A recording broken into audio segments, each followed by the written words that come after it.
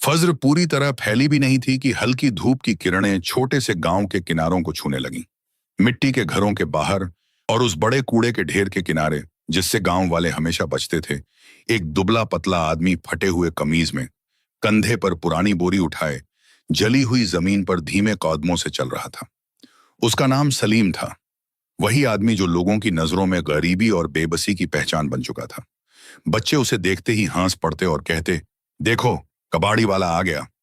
सलीम सब सुनता मगर कुछ नहीं कहता, बस सिर झुकाकर खामोशी से आगे बढ़ जाता। उसके घर में न कोई चूल्हा जलता था, न कोई उसका इंतजार करता, न बच्चों की आवाजें थीं जो सन्नाटे को तोड़ दें। उसकी बीवी अनीता सालों पहले उसे छोड़कर चली गई थी, गरीबी, बीमारी और भूख से तंग आकर। बच्चों को साथ लिया और अपने मायके लौट गई। पीछे रह गया सलीम, मिट्टी के एक छोटे से झोंपड़े में जिसकी छत से बारिश टपकती थी और दीवारों पर सीलन जमी रहती थी। तब से वो लोगों के बीच रहकर भी अजनबी बन गया था। दिन भर भटकता, कुछ भी बेचने लायक ढूंढता, लोहे का टुकड़ा, पुरानी बोतल या कोई बेकार प्लास्टिक।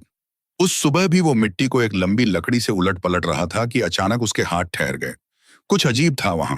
एक बिल्कुल नई बोरी, इतनी साफ जैसे अभी अभी रखी गई हो। न उस पर मिट्टी का कोई दाग, न कूड़े की कोई बदबू।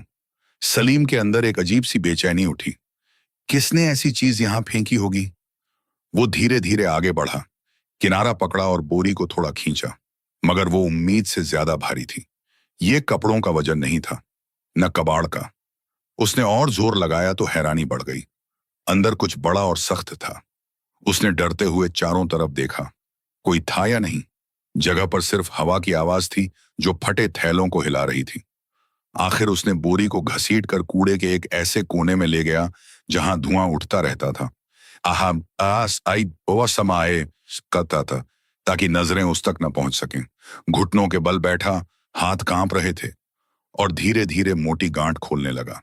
जैसे ही बोरी खुली, सलीम की आंखें फैल गईं। नए नए नोटों की गड्डियां, पारदर्शी प्लास्टिक में लिपटी हुई, सब 500 रुपये के। वो एक कदम पीछे हट गया, फिर कांपते हाथ से एक गड्डी उठाई, उंगलियों से खोला। नोट ऐसे चमक रहे थे जैसे अभी बैंक से निकले हों। उसे यकीन ही नहीं हुआ। बार बार देखता रहा, छूता रहा, सूंघा तक, और दबे हुए लहजे में बोला, क्या ये सच हो सकता है?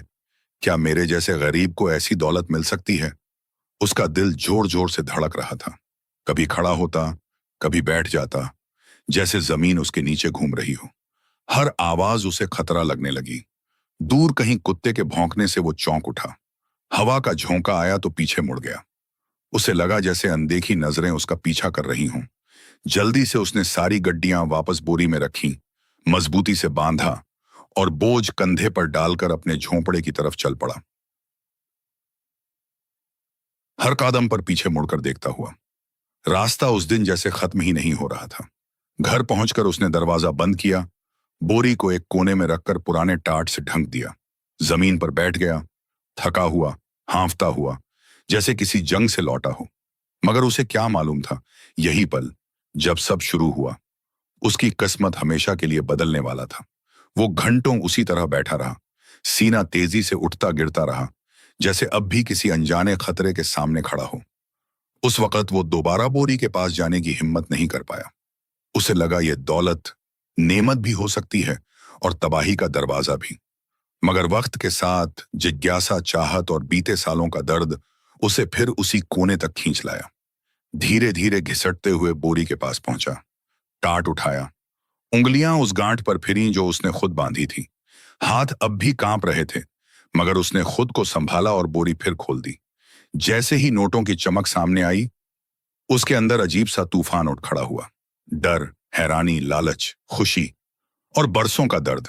उसने एक गड्डी निकाली और गिनना शुरू किया। 1, 2, 3, 4। गिनती तेज होती गई और कागज की सरसराहट मिट्टी के कमरे में गूंजने लगी, जैसे उसके तेरे दिल पर दस्तक दे रही हो। हर नोट उसे उसकी भूख, बेइज्जती और उन सालों की याद दिला रहा था जो उसने चुप रहकर झेले थे। जब गड्डी पूरी गिनी तो वो 1 लाख रुपए निकली। उसने हैरत से सिर उठाया और फुसफुसाया, अगर एक गड्डी इतनी है तो पूरी बोरी में कितना होगा? ख्याल एक के बाद एक उसके दिमाग में आने लगे। किसका पैसा हो सकता है ये? कोई नेता, कोई तस्कर? अगर वो लोग इसे ढूंढ रहे हों तो? अगर उन्हें पता चल गया कि ये मुझे मिला है? उसकी पीठ पर ठंडा पसीना बहने लगा। अगर पुलिस आ गई तो? अगर मुझे चोर समझ लिया तो? अगर ये पैसा निगरानी में हुआ तो? उसने तुरंत गड्डी वापस रखी, बोरी बांधी, जैसे अपने डर को उसी गांठ में कैद कर देना चाहता हो। दीवार से टिक कर बैठ गया, आंखें बंद कर लीं, मगर अंदर की आवाजें थमने का नाम नहीं ले रही थीं। सलीम, तू सालों से गरीब है। क्या तुझे इलाज का हक नहीं? क्या तू इज्जत से जीना नहीं चाहता? और एक दूसरी आवाज, मगर ये पैसा तेरा नहीं। सच सामने आया तो सब खत्म हो जाएगा। दिमाग और दिल की ये जंग तब तक चलती रही जब तक थकान उस पर हावी नहीं हो गई। जब उसने आंखें खोलीं तो रात उतर चुकी थी। उसने केरोसिन का दिया जलाया और बोरी को यूं देखने लगा जैसे वो कोई पवित्र मगर खतरनाक चीज हो। आखिरकार उसने फैसला कर लिया, वो सिर्फ थोड़ा सा पैसा इस्तेमाल करेगा, बस इलाज के लिए। अगर थोड़ा सा ले लूं तो किसे पता चलेगा? उसने खुद से कहा। अगली सुबह वो जेब में थोड़ा पैसा रखकर उस क्लिनिक की तरफ गया जहां से उसे हमेशा लौटा दिया जाता था, मगर उस दिन वो भी बाकी मरीजों की तरह इज्जत से बैठा था। जब उसका नंबर आया, अरे तहान, डॉक्टर ने नरमी से बात की, जांच की, दवा लिखी और मुस्कुराकर कहा, तुम्हारी हालत ज्यादा मुश्किल नहीं, इलाज हो सकता है। सलीम को लगा जैसे वो फिर से जन्म ले चुका हो। क्लिनिक से बाहर निकला तो एक हाथ में दवा थी और दूसरे में उसकी खोई हुई इज्जत। बरसों बाद उसे लगा कि वो भी एक पूरा इंसान है, कोई साया नहीं। वो अपने झोंपड़े लौटा तो उसके दिमाग में नए ख्वाब थे। छत ठीक करूंगा, कूड़ा बीनना छोड़ दूंगा, एक नई जिंदगी शुरू करूंगा। टूटी हुई आईने के सामने खड़ा हुआ और अपने दुबले चेहरे को गौर से देखा, मगर इस बार उसे अपनी आंखों में कुछ अलग नजर आया, उम्मीद की हल्की सी चमक। उसने थोड़ा सा पैसा निकाला और एक मजदूर को बुलाकर छत और दीवारें ठीक करवा दी। कुछ ही दिनों में उसका टूटा फूटा झोंपड़ा एक बेहतर घर में बदल गया। साया है जैसे उसकी काली जिंदगी पर अचानक कोई रहमत उतर आई हो। पड़ोसी ये बदलाव देखने लगे, सवाल करने लगे, आपस में कानाफूसी भी होने लगी, मगर सलीम न मुस्कुराकर जवाब देता, न कुछ समझाता। वो जानता था जरा सी चूक उसका राज खोल सकती है। फिर भी उसे पहली बार महसूस हुआ कि किस्मत ने उसके लिए एक नई खिड़की खोल दी है, मगर खतरे का दरवाजा अब भी उसके पीछे खड़ा था। कुछ हफ्ते गुजरे और सलीम की जिंदगी धीरे धीरे बदलने लगी, मगर असली बदलाव अभी बाकी था। एक रात वो अकेला बैठा अपने भविष्य के बारे में सोच रहा था। उसे एहसास हुआ कि सिर्फ छत ठीक कर लेना काफी नहीं।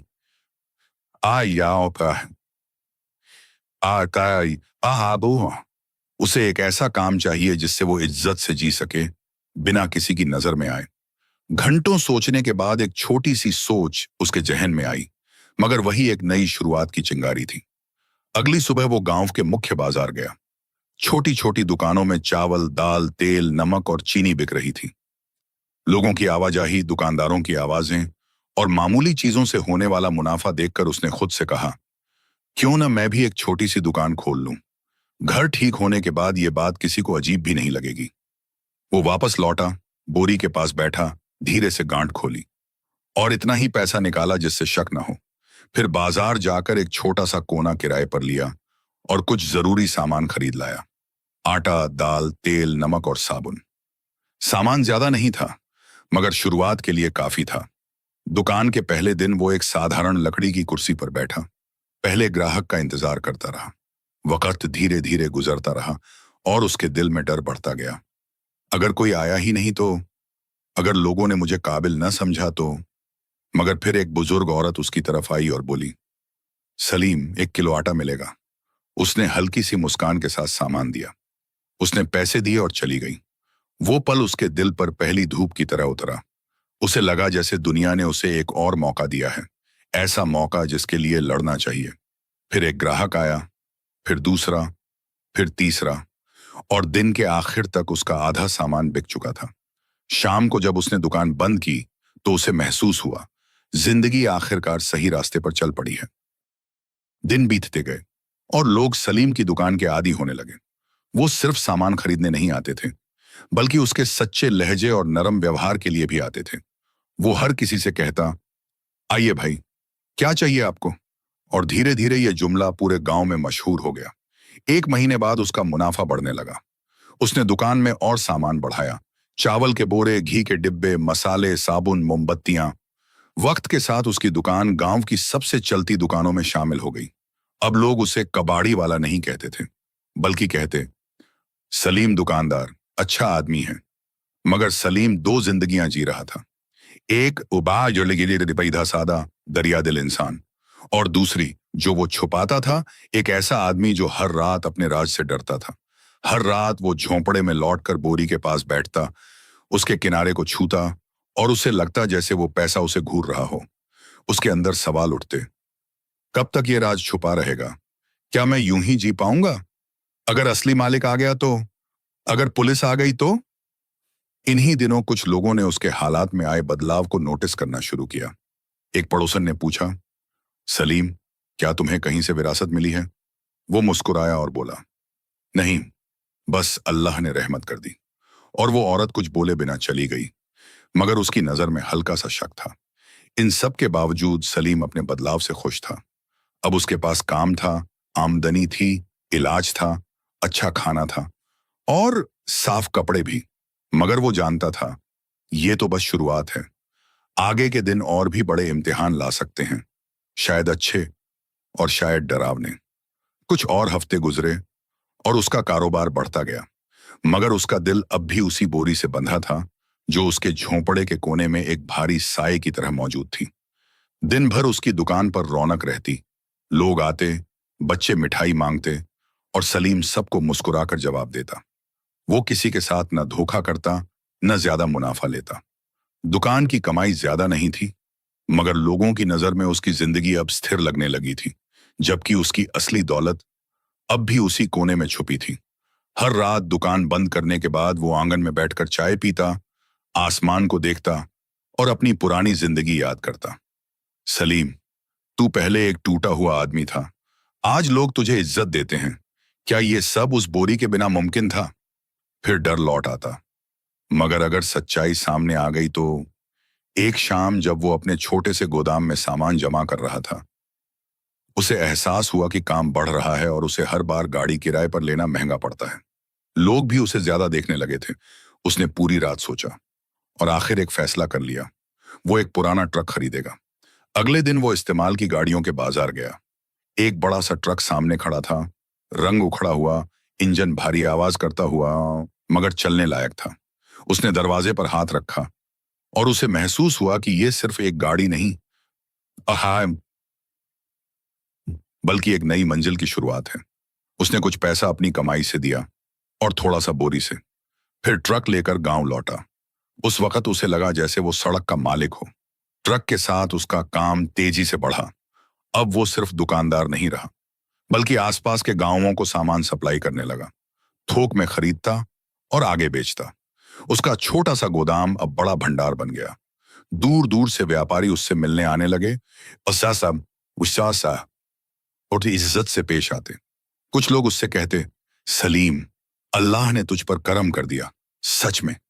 और वो बस हल्की सी मुस्कान दे देता, क्योंकि हकीकत सिर्फ अल्लाह जानता था। मगर उसकी तिजारत जितनी भी फैलती गई, डर उसके साथ ऐसे लगा रहा जैसे कोई साया जो कभी अलग न हो। अब उसे गरीबी का डर नहीं था, बल्कि उस दौलत का डर था जो उसे इस तरह मिली थी कि वो खुद नहीं जानता था। सताना हलाल है या हराम?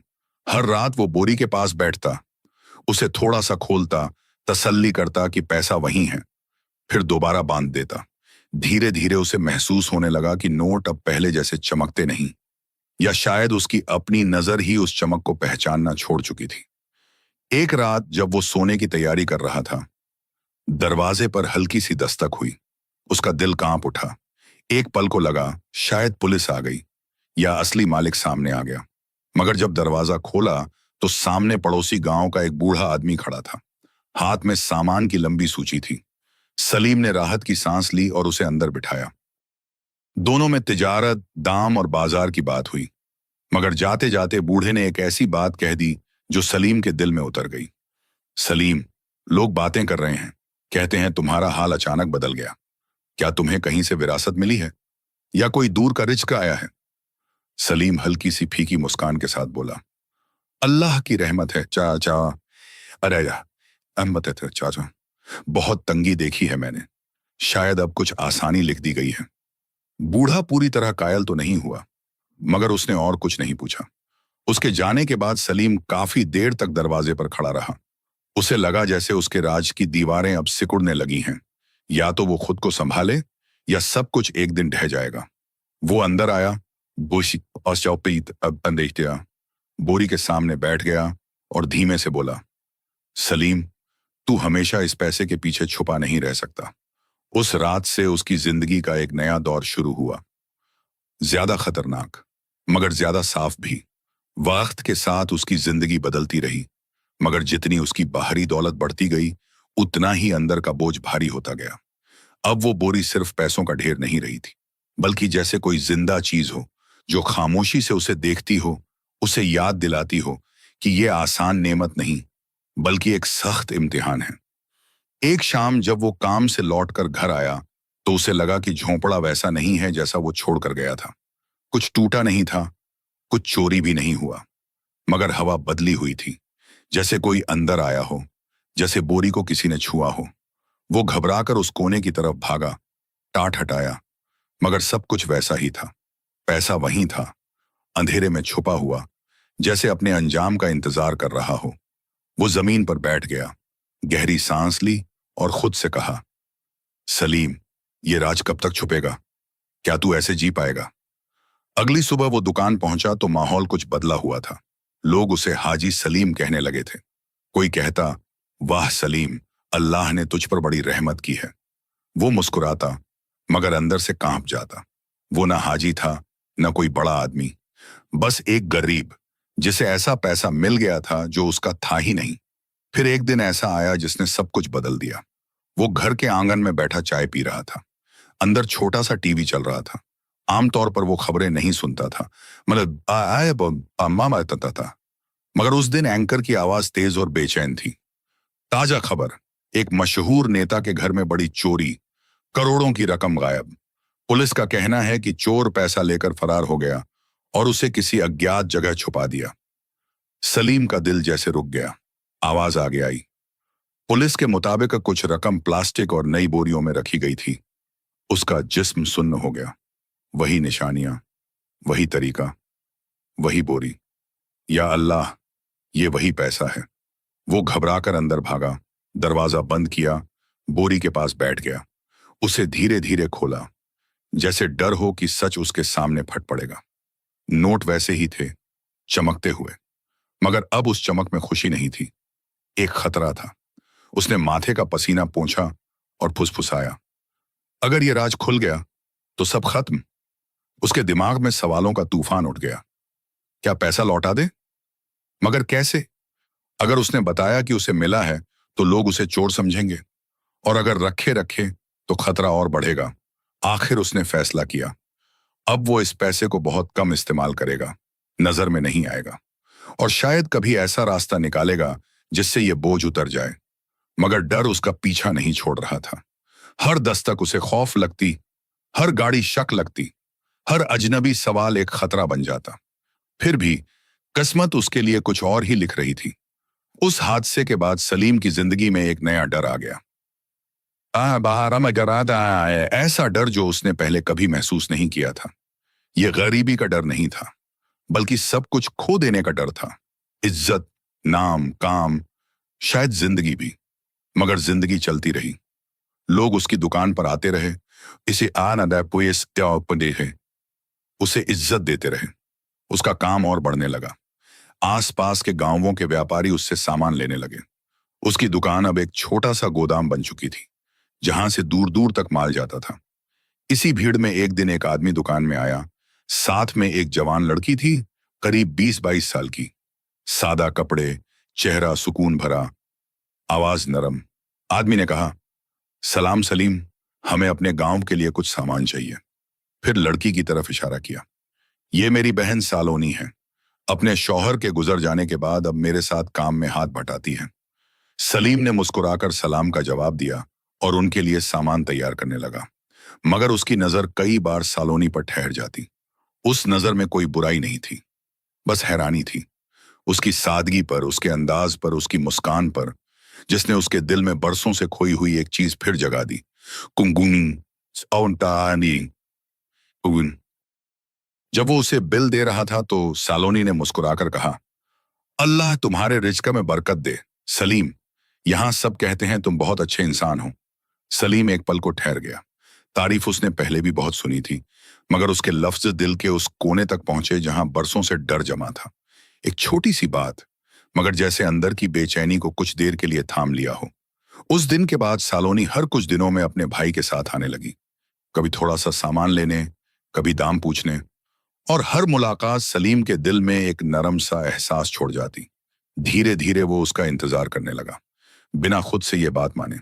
सालोनी बनावटी नहीं थी, सादी थी, कम बोलती थी, और लोगों के लिए उसके दिल में इज्जत थी। हर मुलाकात के साथ सलीम को लगने लगा कि उसकी जिंदगी पैसे और डर के बावजूद फिर से इंसानी लगने लगी है। वो उससे खुलकर बातें करने लगा, अपने गुजरे हुए दिनों के बारे में, अपनी गरीबी के बारे में, मगर अपने सबसे बड़े राज के बारे में नहीं। एक दिन जब सालोनी कुछ सामान चुन रही थी, उसने नरमी से कहा, सलीम, तुम मजबूत इंसान हो। लोग तुम्हारी इज्जत इसलिए करते हैं क्योंकि तुमने खुद को अपने दम पर खड़ा किया है। सलीम मुस्कुराया, मगर अंदर से टूट सा गया। अगर उसे सच्चाई पता चल जाए, अगर उसे मालूम हो कि ये सब मेरे हाथों की मेहनत नहीं, क्या वो तब भी ऐसे ही मुस्कुराएगी? क्या मुझ पर भरोसा करेगी? मगर उसने उस पल को टूटने नहीं दिया और खामोशी चुन ली। वक्त के साथ उनकी बातें गहरी होती गईं। दोनों अपने अपने दर्द, अपने अतीत और आने वाले दिनों की बात करते। सलीम को महसूस होने लगा कि सालों की तन्हाई के बाद उसका दिल किसी और दिल से जुड़ रहा है। शादी का ख्याल भी उसके जहन में आया, मगर वो उसे दबा देता, डर के कारण। क्या वो सालोनी को भी अपने इस खतरनाक राज में ले आएगा? एक रात पाइस्ट वो फिर बोरी के सामने बैठा, धीरे धीरे गांठ खोली और उस पैसे को देखा जिसने उसे सुकून भी दिया था और डर भी। उसने खुद से कहा, सलीम, अगर तू सालोनी के साथ नई जिंदगी शुरू करना चाहता है, तो क्या तू उसके साथ ये राज छुपाकर जी पाएगा? क्या कमजोर नींव पर घर टिक सकता है? उसने बोरी फिर बांध दी और भारी दिल के साथ उठ खड़ा हुआ। जिंदगी उसे खुशियों की तरफ धकेल रही थी, मगर राज उसे पीछे खींच रहा था। आखिर उसने फैसला किया, वो जल्दबाजी नहीं करेगा। जो किस्मत में होगा वही होगा। दिन बीतते गए और सालोनी उसकी जिंदगी का हिस्सा बन गई, इतनी खामोशी से कि उसे खुद भी एहसास न हुआ। वो उसकी दुकान के दरवाजे पर उसके कदमों का इंतजार करता, जैसे लंबी रात के बाद सुबह का। हर मुलाकात उसके अंदर के डर को थोड़ा कम कर देती और उसकी इंसानियत को फिर से जगा देती, जिसे उसने सालों पहले खोया समझ लिया था। सलीम एक ऐसा आदमी था जिसने जख्मों का मतलब समझा था। उसके दिल का हर जख्म कहता था, भरोसा मत कर, दिल मत लगा, खुद को किसी के हवाले मत कर। मगर सालोनी अपनी खामोशी, अपनी सादगी और अपने नरम लफ्जों से उन दीवारों को पिघला रही थी जिन्हें न वक्त मिटा पाया था, न पैसा। एक दिन सालोनी अकेली आई, हाथ में लंबी सी सूची थी, चेहरा थोड़ा थका हुआ, आंखों में छुपी हुई बेचैनी।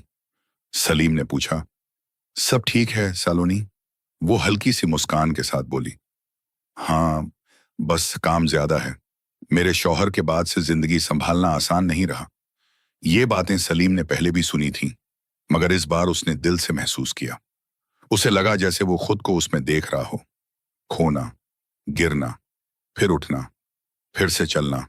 तभी सालोनी ने अचानक कहा, सलीम, लोग कहते हैं तुम बहुत बदल गए हो, मगर तुम्हारा दिल नहीं बदला। वो चौंका, भाई यानी जिसे है वो बुरी थी और क्या कहते हैं? वो मुस्कुराई, कहते हैं तुम बहुत अच्छे इंसान हो, शायद उन लोगों से भी बेहतर जिनके पास पैसा शुरू से था। सलीम चाहता तो उसे सब सच बता देता, मगर उसकी जुबान रुक गई। कैसे बताता? कैसे उस इज्जत को तोड़ता जो उसकी आंखों में थी? उसने बस इतना कहा, जिंदगी इंसान को बहुत कुछ सिखा देती है सालोनी। कुछ दिनों बाद एक लंबी और बेचैन रात में सलीम ने बड़ा फैसला किया। वो सालोनी का रिश्ता मांगेगा। ये आसान नहीं था, मगर उसे लगा जैसे रब ने उसे एक मौका दिया है। एक शांत शाम वो सालोनी के भाई के घर गया। इज्जत से बैठाया गया, चाय हुई।